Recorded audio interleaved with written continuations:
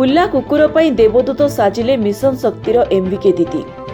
ଡାବୁଗାଁ ସଦର ମହକୁମା ସ୍ଥିତ ପେଟ୍ରୋଲ ପମ୍ପ ନିକଟରେ କୁକୁର ମୁଣ୍ଡରେ ଲାଗିଥିଲା ପ୍ଲାଷ୍ଟିକ ଡବା। ଦେବଦୂତ ସାଜି ମୃତ୍ୟୁ ମୁଖରୁ କୁକୁରକୁ ଉଦ୍ଧାର କଲେ ଡାବୁଗାଁ ବ୍ଲକର ଏମ୍ବିକେ ଦିଦି ଏବଂ ଅଗ୍ନିଶମ ବିଭାଗ। ସୂଚନାଯୋଗ୍ୟ, ଆଜି ସନ୍ଧ୍ୟା 6 ଘଣ୍ଟା ସମୟରେ ଗୋଟିଏ ବୁଲା କୁକୁର ମୁଣ୍ଡରେ ପ୍ଲାଷ୍ଟିକ ଡବା ଲାଗିଯାଇଥିଲା।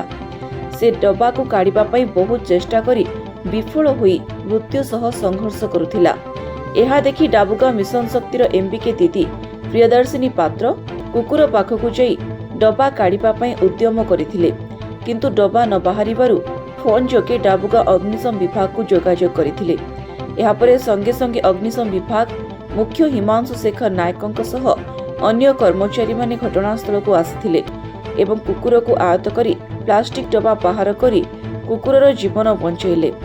ଯାହା ବି ହେଉ, ଆଜି କୁକୁର ପାଇଁ ଦେବଦୂତ ସାଜିଲେ ମିଶନ ଶକ୍ତିର ଏମ୍ବିକେ ଦିଦି ଏବଂ ଅଗ୍ନିଶମ ବିଭାଗର କର୍ମଚାରୀମାନେ। ନବରଙ୍ଗପୁରରୁ ମିହିର ଶଙ୍କର ପାତ୍ରଙ୍କ ରିପୋର୍ଟ, ସ୍ୱାସ୍ତିକ ନ୍ୟୁଜ।